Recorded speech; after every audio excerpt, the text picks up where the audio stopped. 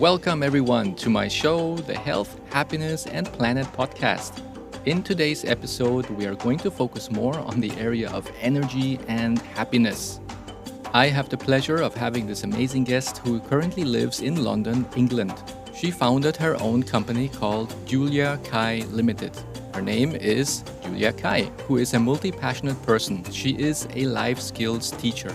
She does systemic counseling for individuals and families, is an educator of the Imago Relationship Theory, is a UK athletics coach with advanced mental training, and a certified healer by the National Federation of Spiritual Healing, and is a lifetime runner and writer. In 1986, she completed a marathon in just 2 hours and 36 minutes. To this day, she is an adventurer, traveler, and enjoys connecting with Mother Earth by spending time grounding. A few years ago, she had an amazing initiative to run barefoot across Spain to raise money for charity. She works at the core level, helping people live with greater awareness, success, fulfillment, creativity, and happiness by clearing inner tensions that were caused by specific life events. Julia has the gift for seeing people's energy and guiding them through the areas where they are stuck so that their energy flows freely, allowing them to live life to the fullest and to be present in every moment. This fully aligns with my intention for this podcast episode, where I would like you to find alternative ways to boost your happiness factor. Julia and I spoke about the definition of happiness, some root causes of why people have a hard time finding happiness, and what are some of her recommended solutions. We also spoke about the definition of a Bodhisattva. We had some connectivity issues in this episode. Sorry for that, but we still hope you will enjoy the amazing content. I'm thrilled to introduce you to this amazing guest, Julia Kai.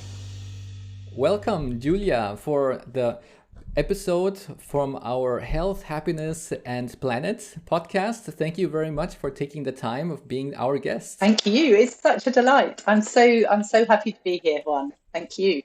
Yeah, we've been in contact for such a long time, and we've always covered such interesting topics. And I remember even my wife and I, we were also in your podcast a while ago. The topics that we cover is, I think, going to be very interesting for the people listening to this podcast.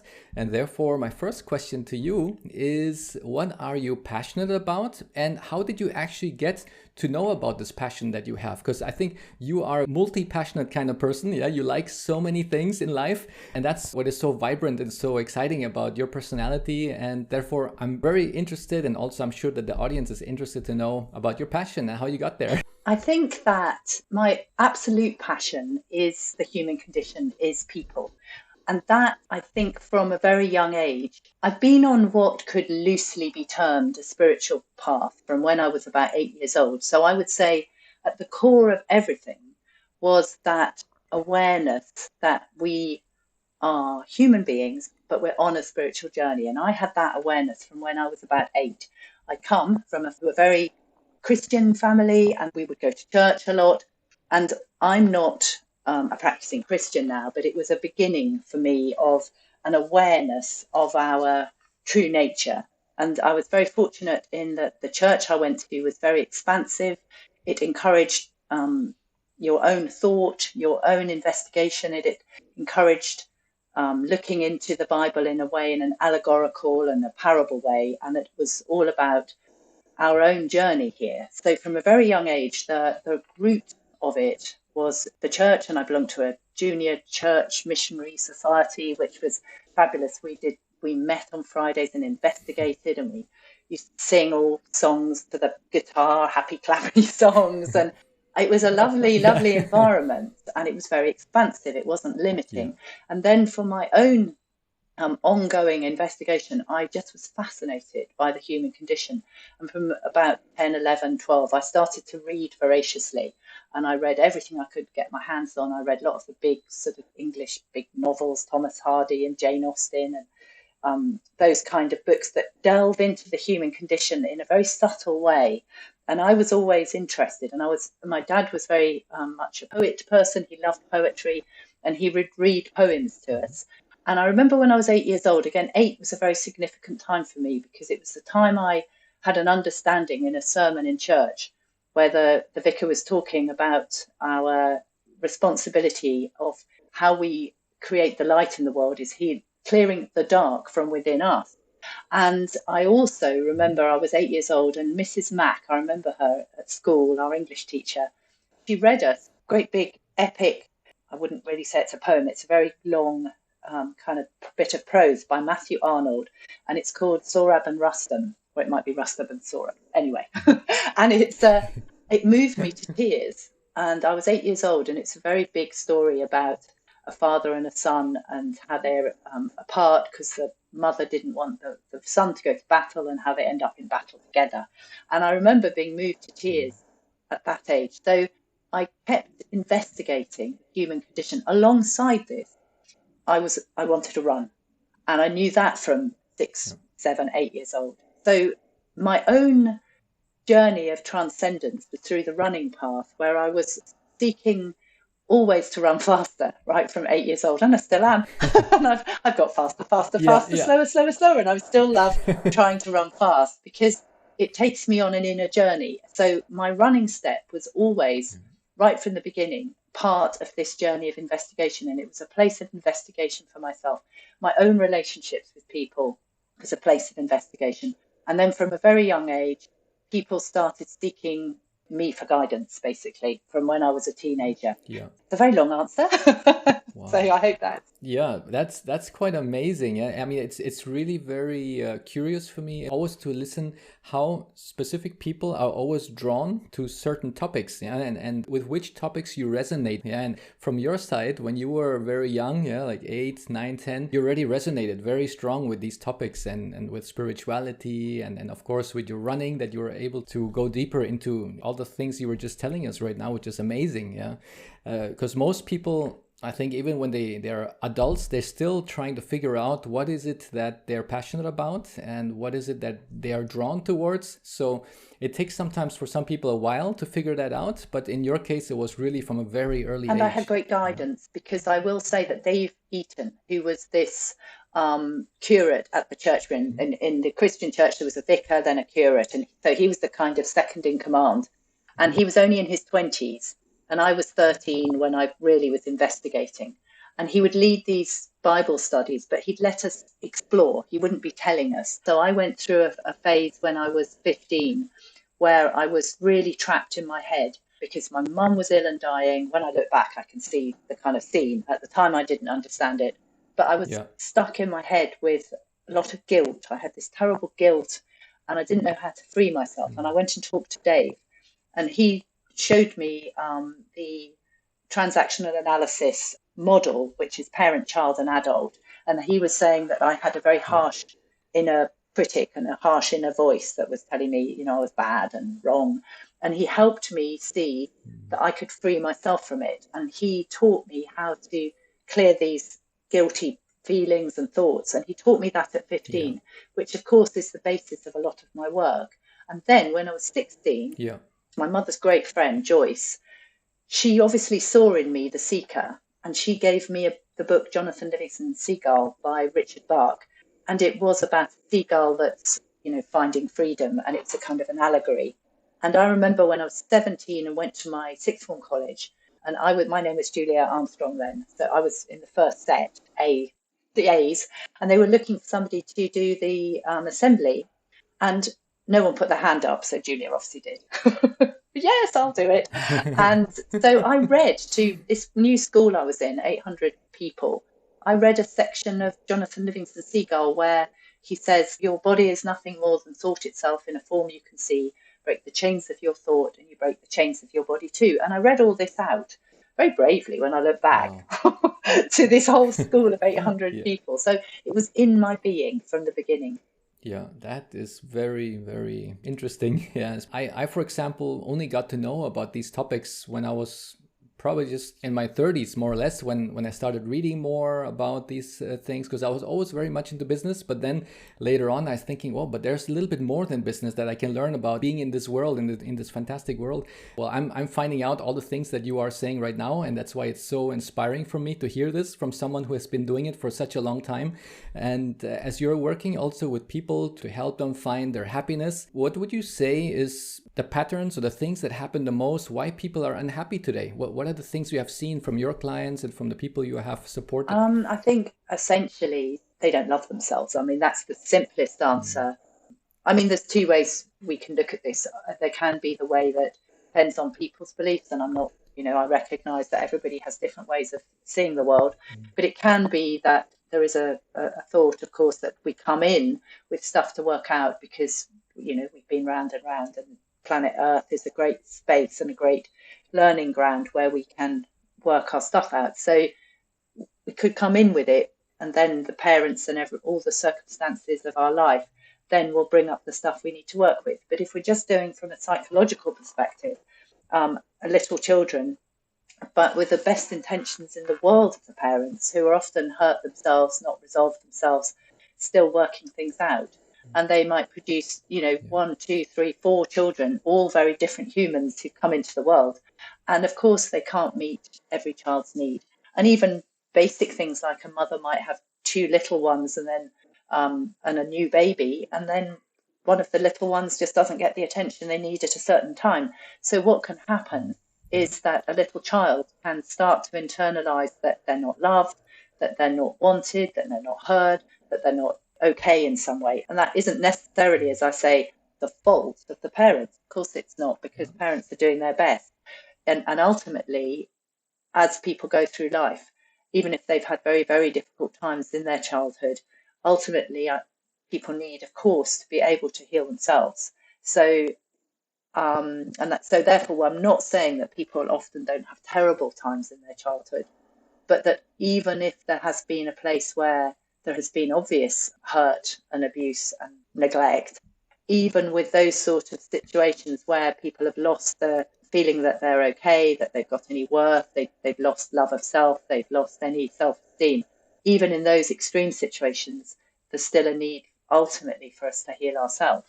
So I don't know if I've answered your question. I think people just lose a connection to who they truly are.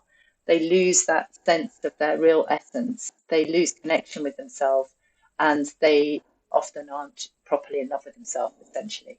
Yeah, and there's a lot of limiting beliefs that is being ingrained, and that they're always in that same pattern, yeah, and always thinking, oh, I'm not a good writer, or I'm not good at this, or I could never do that, because they just somehow had that already ingrained since they were small, maybe, yeah, and that's something. Yeah, I think what happens is little children haven't got a self-concept. They come in all kind of fresh. But as I said, or maybe they come in already with the thing to work out, and very quickly they'll interpret somebody not really paying much attention to them when they're trying to draw a picture or when they're trying to write. And at certain stages in childhood development, if a child doesn't get enough attention when they're, getting competencies, or where they're exploring their feelings, they can internalize, as you say, all manner of, they'll have a feeling. It's the feeling and the belief at the same time. So they'll feel upset, but they'll have a narrative that, as you said, will be, I'm not good enough, I'm not listened to, I'm not good at that.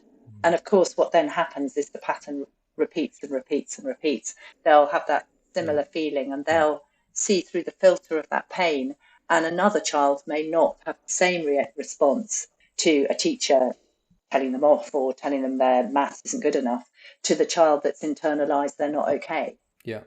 And how would you define the word happiness? Is this the same definition for everybody, or what would be your best definition to seeing a happy person who can say, I'm happy with my life? I think, there's a good Buddhist saying that goes, there is no path to happiness. Happiness is the path.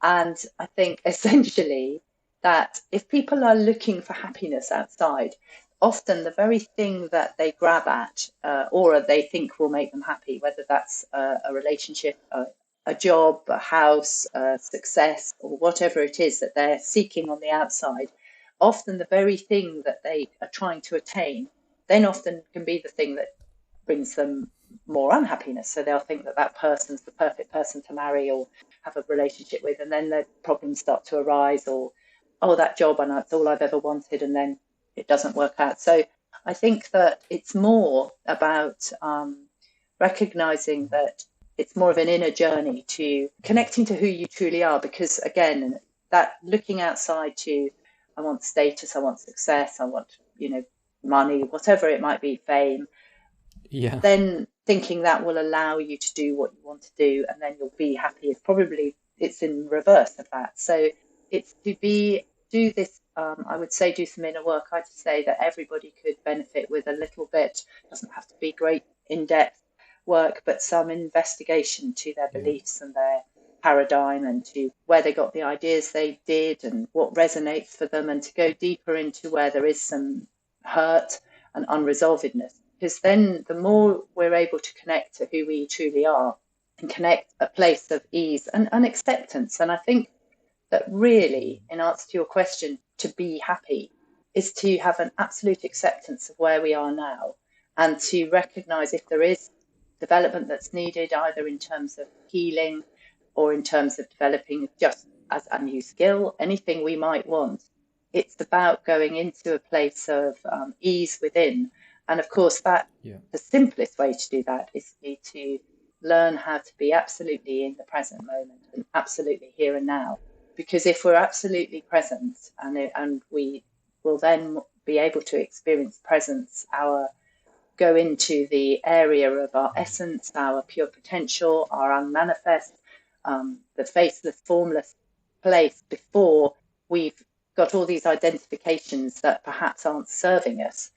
But this all takes some practice, of course. But if we're here and now, then the body, if we take, the breath, I often work a lot with breath work with people. With the breath, we can come back into the center of our being.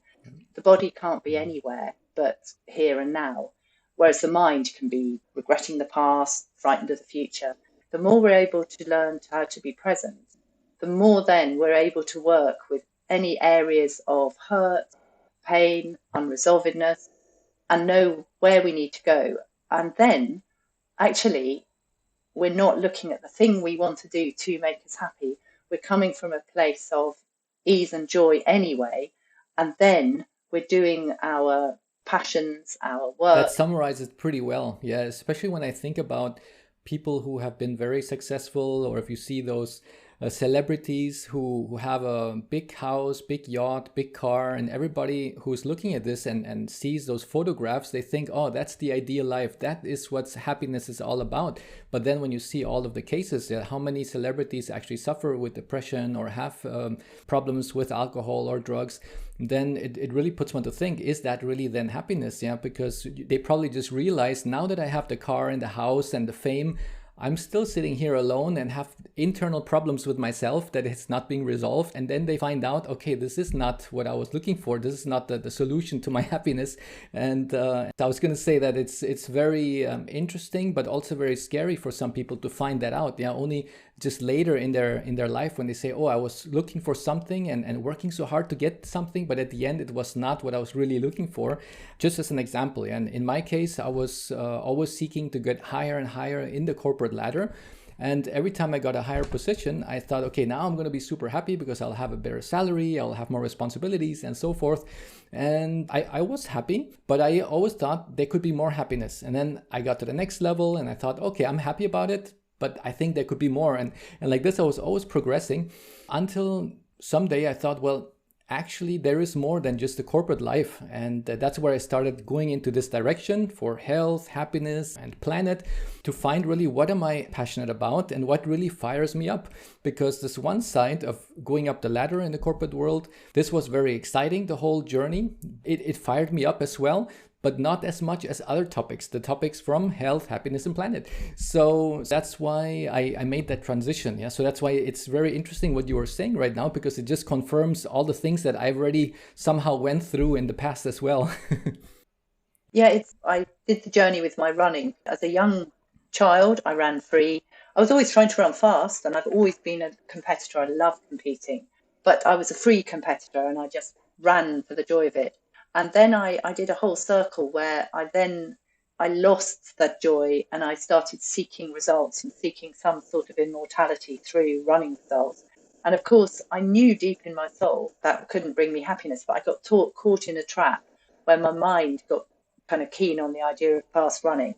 And I had to work my way back. My running was my nemesis and my salvation, really, because when I got caught in the mental seeking seeking something for a running time, but then it also brought me back to step and let the running flow through me. And that's why it's joyous for me to still be running and to just still love competing in races, love training, but with presence, which is what I had as a child. Yeah. Wow. So the next question is very interesting for me as well, because I'm sure that the listeners, if they're still new into this whole realm of what is spirituality and what does it all encompass, many times we come across the words like the energy and feelings and emotions. From your definition, are they different things, energy, feelings, and emotions, or are they all connected, or are they the same? What would you say to that? I'd say everything's energy. So first and foremost, I would say that, this whole universe is energy. And I think Nikola Tesla said, if you want to know about the universe, think in terms of energy, vibration, and resonance. So everything is energy. And if we could see our bodies, they'd all be just little atoms, moving. Correct. Well, we can see our bodies, but if we could see more. In terms of emotions and feelings, I would say that emotion, again, other people may define this differently, but I would say that emotions are things that have got caught up. They're made by the brain. And so we've had a feeling in the body. The body just will have a feeling. So something will come in the feeling, it's not come in the body. But as you said, people get beliefs, they have narrative, they have all sorts of layers and layers and layers of different narratives about a certain feeling that then can create an emotion, which can be, rise up when people feel reactive to things. So there's the old brain, which is the prehistoric brain, which when we react to something, either with feeling angry, upset, irritated, jealous, or even overexcited, over kind of stimulated, then what's happening is the old brain saying, kind of giving us a bit of a warning, because it's got a memory of something that happened in the past when we were small, which we might have internalized, again, as we said, that we're not being listened to. So if somebody cuts us off, even if it's someone in a shop or a friend, we might feel a reaction in the stomach, for instance, but then the emotion that comes out will be the brain going, I'm being ignored, I'm not worthy, I'm not valuable. And then people can, if they act out of that and get upset and, have an argument with the person or withdraw from the person or whatever thing that happens, they reenact the whole thing. So that gets stuck. The feeling in the body, if we just have the feeling of a rising of a feeling, then that's just the feeling. And if we don't have the narrative and we don't act out of it, we can clear it out of the body. And ultimately, we can actually shift all of these reactive patterns. And feelings just rise in our body. It's our brain that interprets them. And that would be my definition. I'm not sure people may have a different idea. Of course. It makes quite a lot of sense. Yeah, especially that, as you say, that the feelings is what you interpret things. Because, for example, I was once in a workshop, and there was a train track next to this workshop location. And every time the trainer was giving the workshop content, and I would say every 20 minutes, 30 minutes, there was a train that was going by, and there was then this little sound. It was going ding, ding, ding, ding, ding, ding, and the train would just blast by. So people were just like rolling their eyes, say, oh, not again this sound, not again this train going by. So the trainer said, hey guys and girls, let's now reprogram ourselves, and let's say every time we hear that bell go off, that the train is coming, we're all going to stand up, we're going to do a happy dance, and we're going to give each other a massage on the back of our shoulders.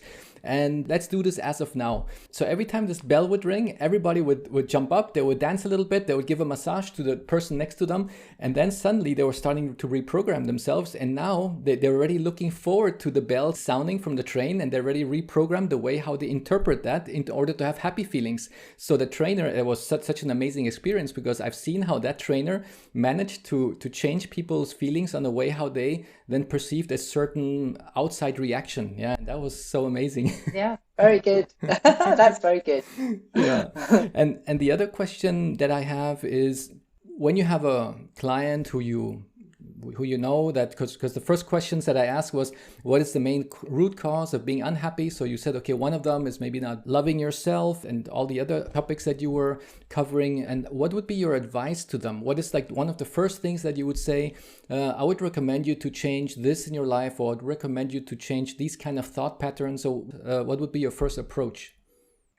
There's two things here really, because my experience of working one-on-one, and essentially I've done lots and lots of one-on-one work, and lots of couple work, and obviously I have worked in groups and done talks, so it would be slightly different what I might say in a talk to when I'm one-on-one with somebody. So because when I'm one-on-one with somebody, sometimes they need to be in the victim place for a while, and they need some space to cry and just be heard, and just literally be given the permission to feel the feelings they have, and also given the permission to say the things they need to say that they can't do anywhere else. So there is sometimes a process where I think that I would always do little intervention, but I'm very sensitive to, I was told by somebody who modelled me for their PhD years ago, probably 30 years ago now.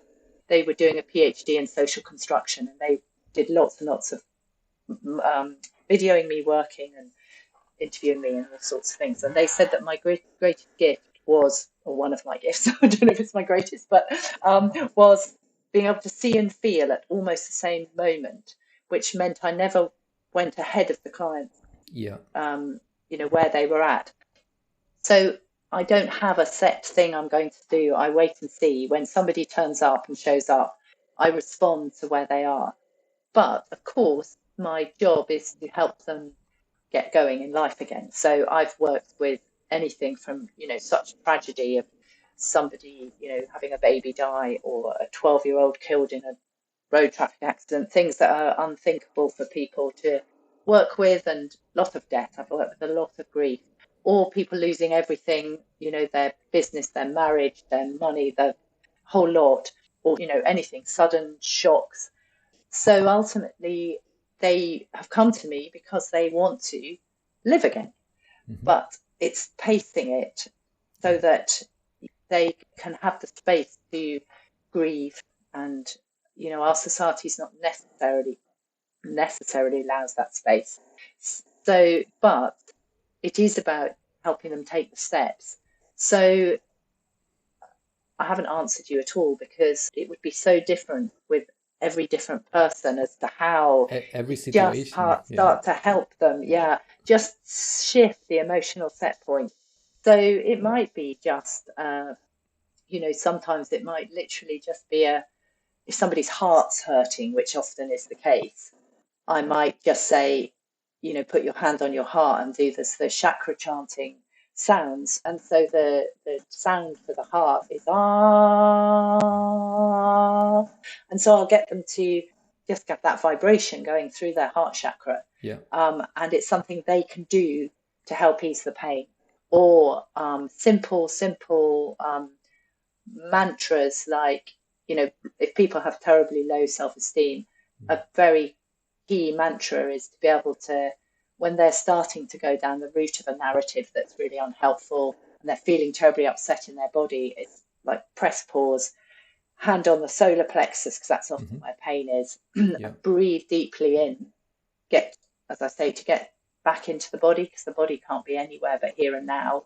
And then even just saying, I am where I am, it's okay. And if they can't say it's okay, because sometimes it doesn't feel okay in the midst of a divorce or a redundancy or a grieving, but even just to be able to say, I am where I am, and come into the present moment. If they can say it's okay, then it brings them to a space of, I'm here, I'm alive, I'm here, I'm now, it's okay. And also the I am who I am and it's enough, that because if they're feeling awful about themselves, just those phrases can be so helpful. And if they get used to saying them throughout the day, sometimes obviously the little child within them is vulnerable and hurt. So I'll suggest that they start just saying to the little person, look, I'll look after you, never leave you, I love you, I love you, I love you, I'll never leave you, I'll look after you. And then they can do it in the third person too, you're safe, you're loved, you're looked after. So those simple little phrases, I'll probably start very early on with somebody to just see if they can practice a few tiny things like that. And often, obviously, doing things like being able to go out for a walk, being able to change the state of where they are, being able, to go and do something with a friend, but not talk about their issue, because sometimes all that does is re-imprint it. So I would, if I were giving a talk, then I'll come up with all sorts of these ideas, but then people can cherry pick it for their situation. If I'm one-on-one with somebody, I'm very sensitive to where they are. And then what can happen is over a period of time, I get very tough. So I have a client, I can just think of one at the moment who I've been working with for a year, and I was very gentle with her, very gentle, very gentle. And now I'm very tough. And she loves it. She says to me, be strict with me. Be strict with me. And I'm very, direct, and because when she starts to go into her pattern, but yeah, so if you saw me working with one person, you'd think, oh dear, poor woman. Yeah, so you really adapt to the situation of each person and what they are more perceptive and receptive about. Yeah. And yes. And you don't do it all at and when once. they're ready. Yeah, when they're ready. No, and when they're ready, because they hear different things. So even with a client recently, I said a tiny thing, just a little suggestion, but she was ready, but it's been many, many weeks of work. She was ready, but she still reacted, and she heard something different, but it was fine. So she had a big reaction and cried and felt that she was a terrible person. But she was safe with me because I had said a little suggestion. And she tapes our sessions, so it was perfect. I say tapes, that shows my she records our sessions. So when she listened back, she said, oh, isn't that fascinating? I heard something else. Then it's a big shift, and they're available for a big shift if it's in a therapeutic situation. What can happen out in the world, of course, is when people hear something else, it just re-imprints the pain. Around it goes. So that's why the therapeutic setting can be so valuable. If the person can react with the therapist, then they're safe. That's amazing. Yes, it has so much to do about communication on the person sending the communication and the person receiving the communication.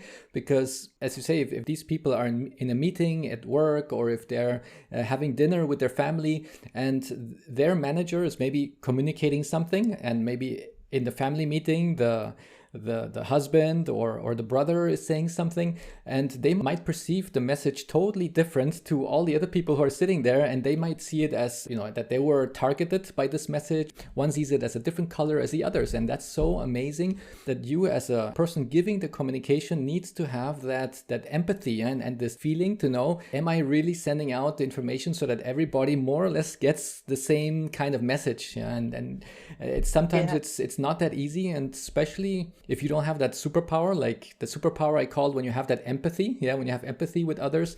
And I think that is one of the things that if somebody's missing that part of empathy, then it's sometimes hard to be a good communicator, because then you do not know, how do I regulate my messages? And are the people really getting me, or are they seem lost? So maybe I explain it in a different way so that they really get it, and I can see their faces, and I can feel the emotions in the room, that they're feeling now happier and calmer. So that's why I think in your job, you must have that superpower of being fully empathic, and really feeling what the others are feeling, and knowing how far you can push them.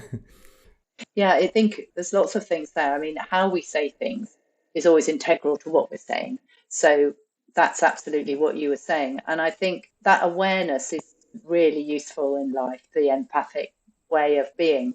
But it's also recognizing that there are times where the person will react anyway because of their particular hurt. And I think everybody doing a bit of inner work would be transformative. But if you're the person doing the inner work, then there's a double responsibility, as you were saying, because we're responsible for our own reactivity, so that we are here and now and we're not reacting to things. But we're also responsible for communicating in the kindest way we can.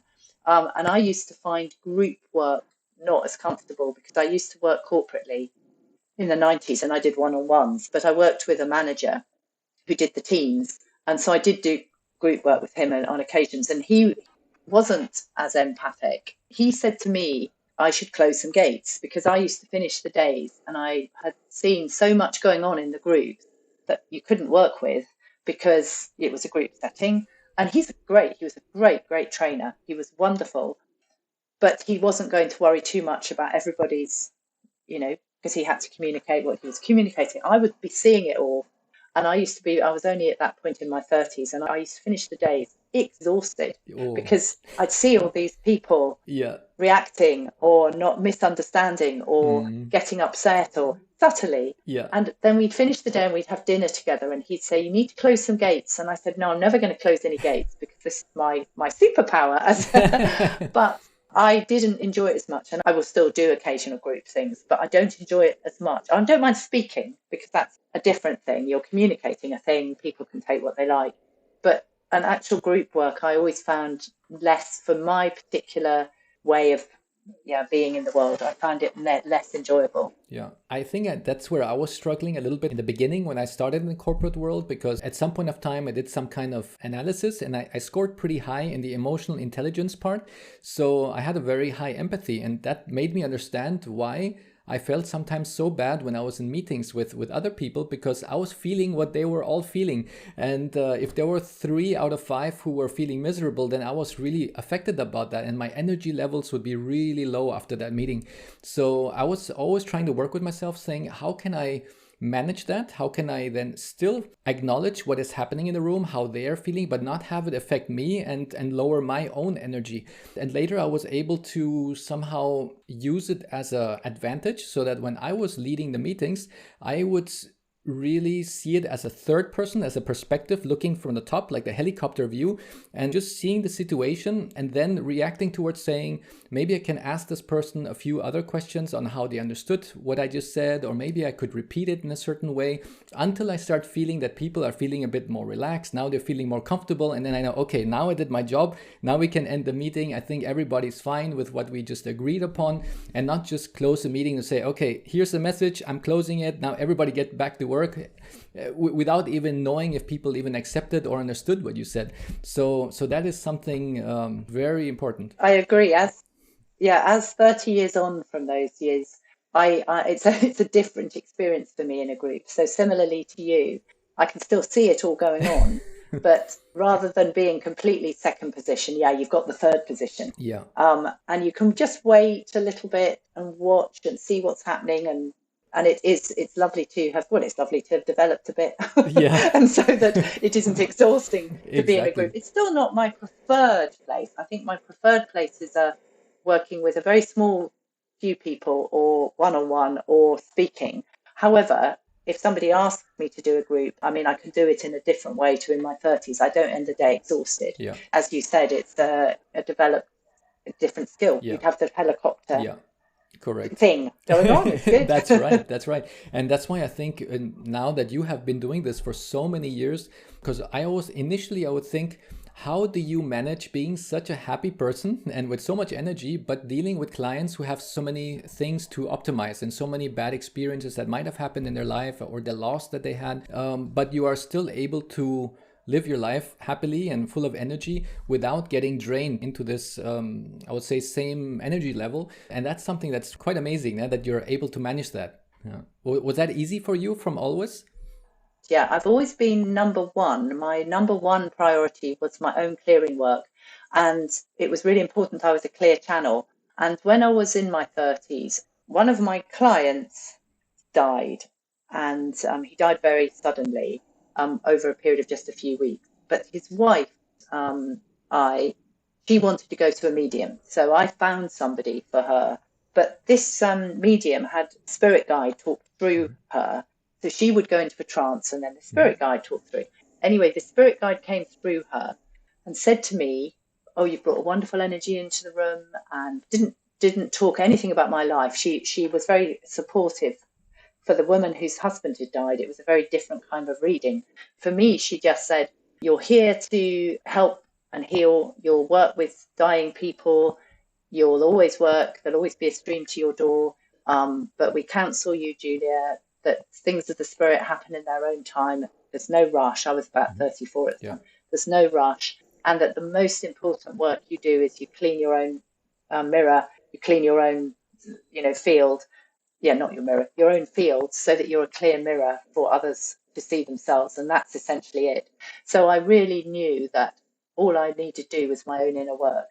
That was the essence and the core of my work with people, which meant that therefore clearing. And there was always this channel, whatever chaos might be going on in my own life, because I was obviously living my own life and stuff was going on and things and stuff and everything.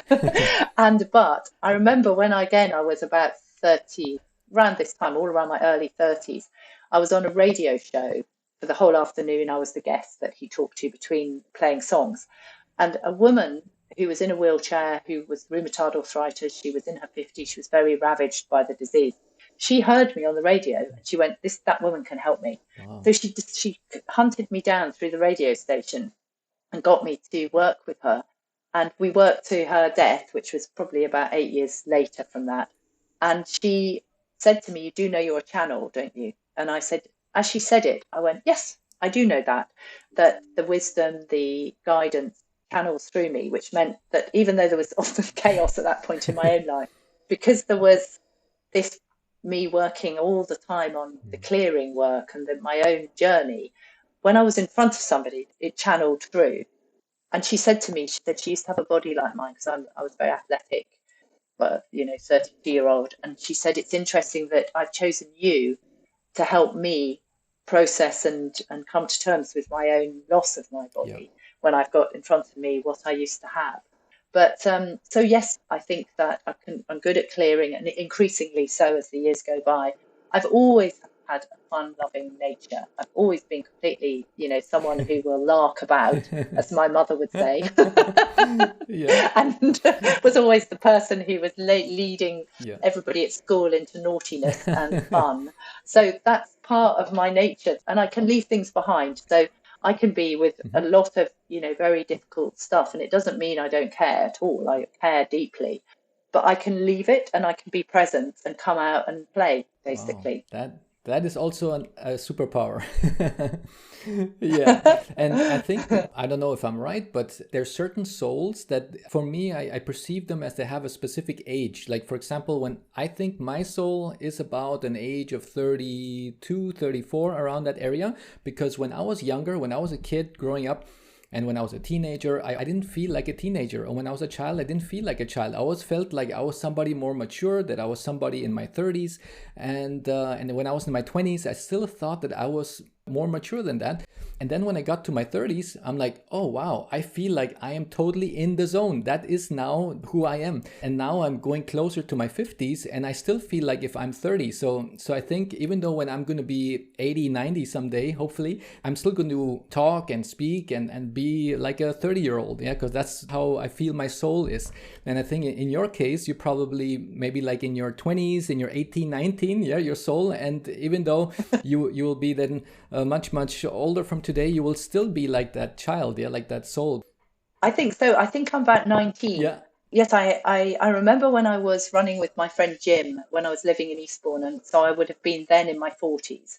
And we would run together and talk. We were training for an ultra marathon. So we spent at one point 9 hours together a week because we were training for this 100K. And he said to me, Ju, it's like running with a 30-year-old bloke. So I was very fit. But being with the wisdom of a 90-year-old. But then I think the larking about bit of me is about 19, yes. And I feel very ageless. And I have a lot of young clients. I mean, my age range of clients is actually probably 25.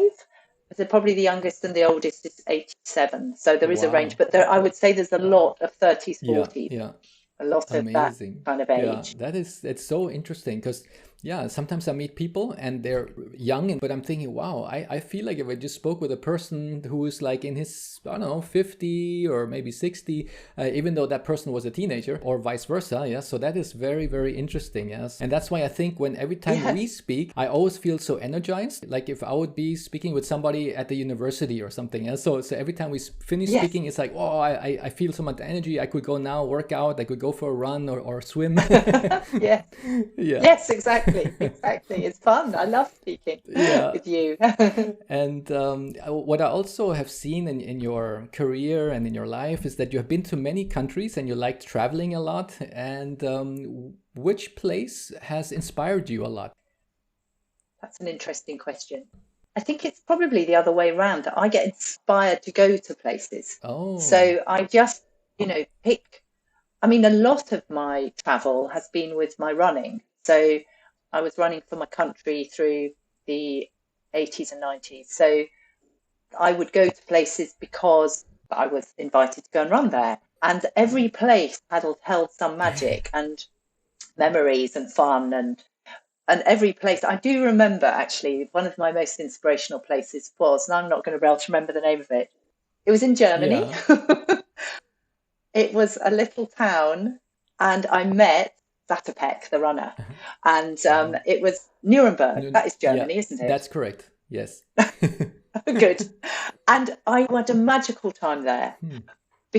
partly because I met Emil Zatopek, Yeah. who was a runner in the 60s, I think. But he was an awesome runner, won Olympic gold medals, 5,000, 10,000 marathon. But it wasn't so much his results, although, of course, they were awesome and they're part of it. He was such a humanitarian and he was such a soul person. Yeah. And he inspired me because that all resonated with my own running journey. So I would say that was an incredible trip. And I was inspired but that, of course, is a person, but it just happened to be in this space. And I remember the town. I absolutely love the UK. I mean, I've travelled far afield and I've always come home. Yeah. And I love this country. I love it so much. I love its variety. I love the city of London where I live Yeah. now. And I've visited so many amazing cities that I absolutely love. I love Barcelona. I love Madrid. I love Spain. Yeah. Yes, of course, we know this. And I love Bangkok, interestingly. And I've been to incredible cities, but I love London. So I think it's more that I've always been on an inner journey. My cousin lives in Madrid and he's married to a Spanish woman. So he seems like he's Spanish. And he said to me when I've traveled, I was a digital nomad for 6 years. He said, I've always thought of you as an inner journeyer rather than an outer journeyer. And I said, yes, but my inner journeying has been the thing that led me. So that's what led me to be a digital nomad. Yeah. And then I would follow wherever we felt to go. So I think, and at one point I was a roving race reporter for a running magazine. So every month for about 18 months, I went to a different city then generally and ran a race in it. And I found that every single experience, there was something magical, a person, the feel of the plaza where I'd sit in it. I'm not really a sightseer. I'm more a person who sits in the space of the land and loves the energy of it and recognizes that the energy will be some reflection of me because everything in this whole life that we're living is a reflection of us. So therefore, if we're the center stage person in our own life, there'll have been something that drew us to that place. Correct. And I just think that but at the moment, I'm about to do a bit more traveling, but at the moment I've been very UK based and loved it. I've loved being back here, except that it's a bit colder. Yeah. And I did say to my husband and Nadia recently, I think that's the last January I'm going to do in the UK. Yeah. Oh wow. And it's it tends to be also a little bit more wet than other countries, or cities. Yeah. Yes.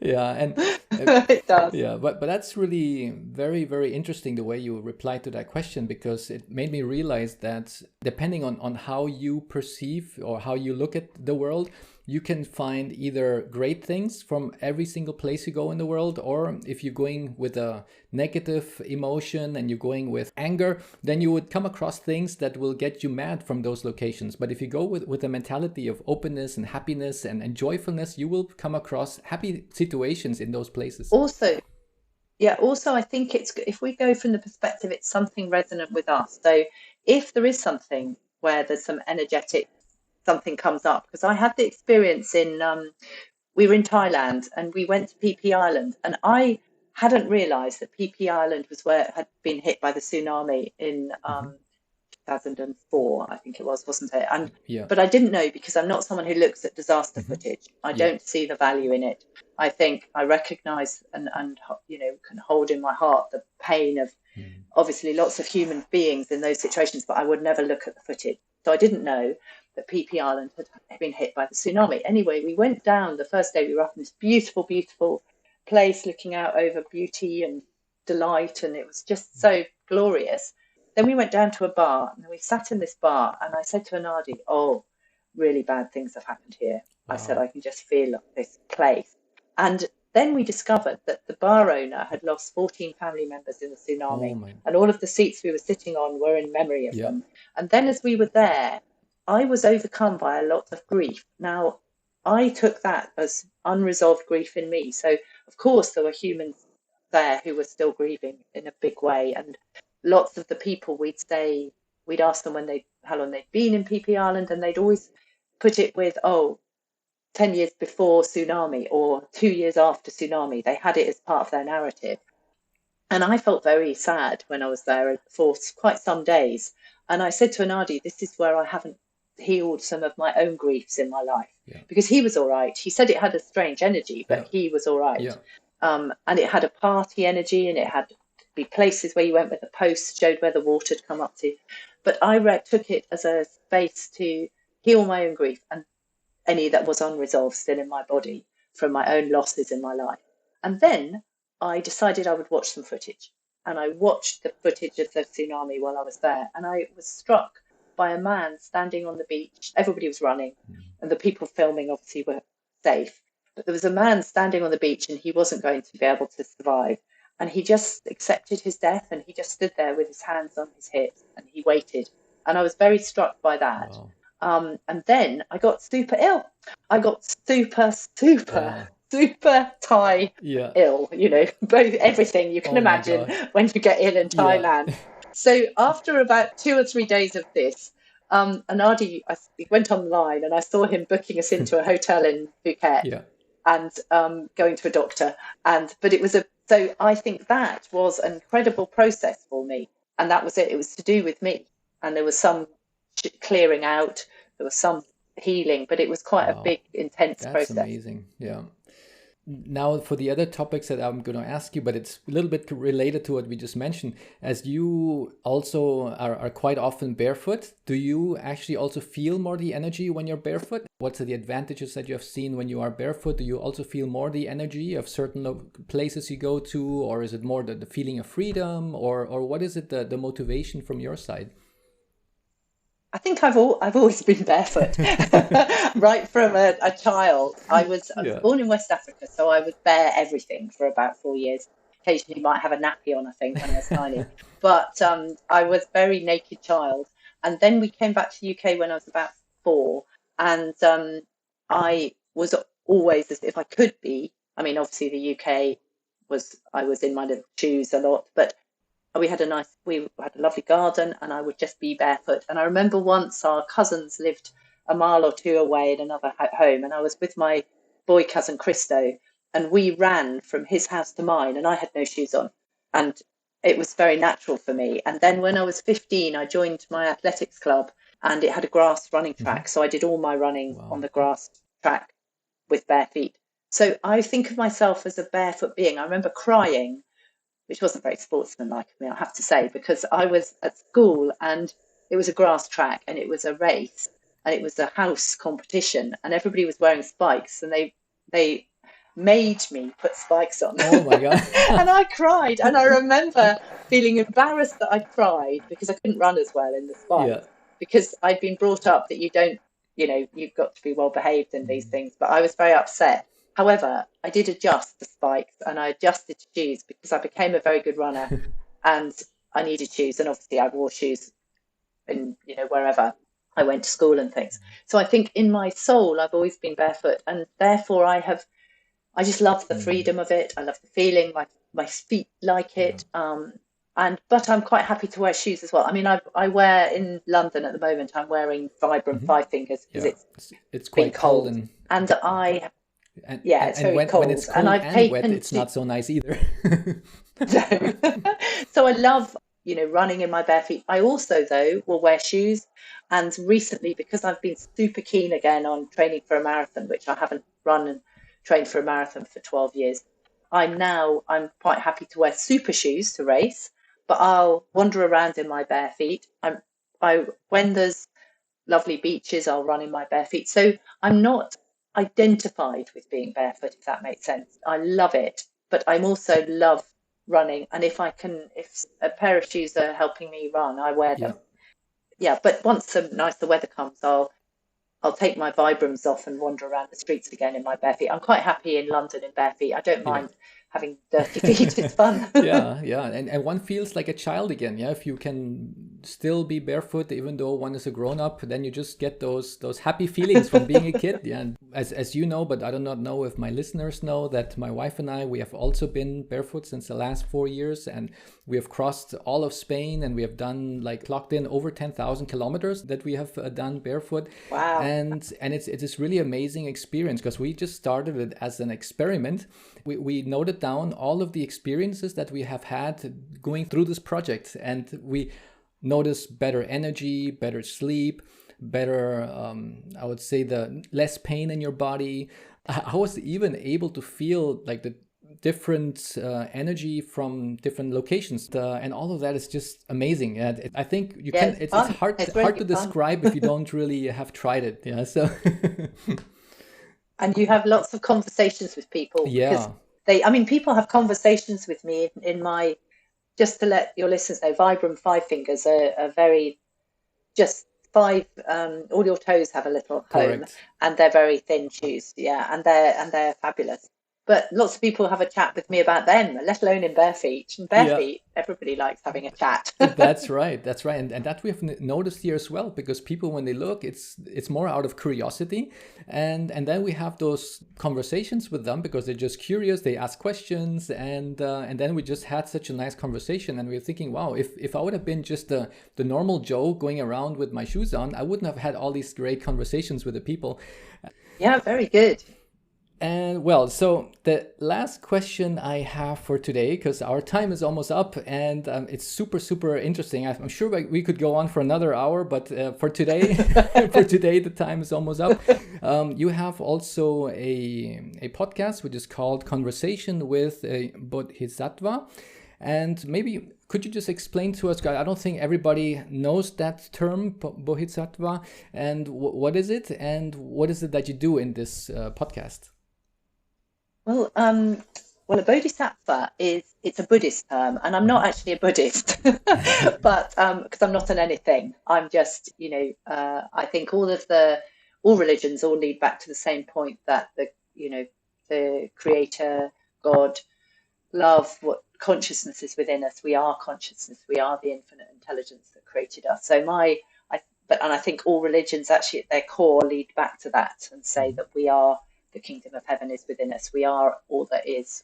We are the creators. So, but the bodhisattva, I like the definition of a bodhisattva. There are a few definitions, but one which kind of fits probably my journey in life is that it's somebody who is able to uplift and inspire and make other people smile. That's a simple kind of definition. A bodhisattva is somebody, another way of putting it is somebody who's on the path to awakening. Another definition is somebody who is more evolved, who is helping other souls evolve. Those are the sort of definitions. I think the simple one, which just goes rather than talking about, because people don't necessarily want to talk about awakening or evolution or being evolved, all of those things. Some people do. But I think the definition that kind of really just says it's somebody who has the capacity and the compassion for other people that enables other people to feel better and to smile. And when I was 14 years old and I failed all my exams because I'd larked about in my year, actually I hadn't failed all of them, 6 out of 12. And I was a bit worried about this. And Polly, my friend, said to me, don't worry, it doesn't matter that you failed your exams, because she said, you'll always be all right in life because you make people feel better. And so essentially that's what a bodhisattva is. They've got the energy within them to help other people feel better. And the podcast is just essentially for people to have an arena where they can talk about something that's been significant in their lives, very important to them, that led them to reflect and to grow and transform. Yeah. And that's essentially the basis of what the podcast is. And Fabulous. it was wonderful interviewing you and Monica. Yeah, thank you very much. And well, as I think you've also done your deed as a bodhisattva for today, because I was definitely smiling very often in this podcast for today, and I'm sure that the listeners also hopefully had some chances to smile at the things that we were discussing today. So thanks a lot, Julia. And before we close the session, where can we find you? Yes, I am on Instagram. I'm Julia Kai _. And on Facebook, I'm Julia Kai Taylor. And then my podcasts are obviously all over the place, Spotify and all that. But I do have a website called, I can't remember what my website's called. I'll put it on the show notes. Bodhisattva Diaries or Diary of a Bodhisattva, one or the other. And then I have my website, which is for my work in people's lives, which is juliakaitaylor.com. Perfect. I'll put it all on the show notes so the listeners can just go there and click on it. So that's fantastic. Thank you so much, Julia, for your time today, for being a guest in this show, Health, Happiness, and Planet. And I'm looking forward to seeing you soon again. Thank you. I've loved every moment. I've so enjoyed it. Same here. Thank you. Lovely. That's it for today's show. I hope you enjoyed it as much as I did. There were quite a few topics discussed on this show. Do not worry if you do not take notes or if you are not 100% sure what are the actionable steps to take. In the show notes, you will find a link to a downloadable cheat sheet with a simple action plan. You can choose the action points that fit best to your current situation, and then you can later make an assessment if it made a difference. Feel free to let me know how it went. Your feedback is important for my team and I, so we can continuously improve the value we provide you, as we want to give you the most out of each episode. Please rate, subscribe, send your comments, and share with those family members and friends whom you think would enjoy this episode. This is greatly appreciated, and I am grateful to hear from you. I am also a work in progress, and I strive to do things better each day. Thank you, take care of yourself, and see you soon in the next episode. Big hugs, everyone.